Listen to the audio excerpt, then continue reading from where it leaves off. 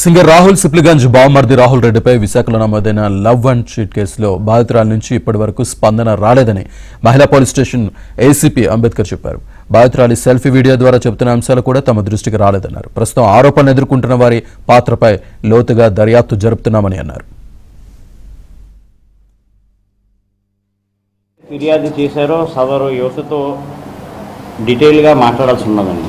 మాట్లాడిన తర్వాత ఇన్వెస్టిగేషన్ చేయాలి. ముందుగా బాధిత మహిళలతో మాట్లాడిన తర్వాత, ఆమెతో క్షుణ్ణంగా మాట్లాడిన తర్వాత లోతైన దర్యాప్తు చేయాల్సిన అవసరం ఎంత. ఈ కేసు నా దగ్గర రావడమే సుమారు 10 రోజుల క్రితం ట్రాన్స్ఫర్ అయ్యి వచ్చింది.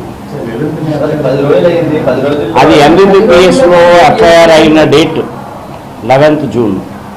నా దగ్గరికి ట్రాన్స్ఫర్ అయ్యి 10 days క్రితం వచ్చింది.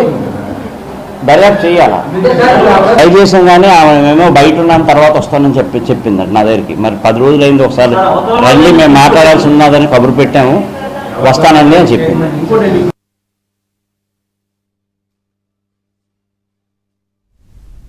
2025లో డేటింగ్ యాప్లో పరిచయమైన రాహుల్ రెడ్డి తనను మోసం చేశాడని బాధితురాలు ఫిర్యాదు చేసింది. దీంతో రాహుల్ రెడ్డి మరికొందరిపై కేసులు నమోదు చేశారు.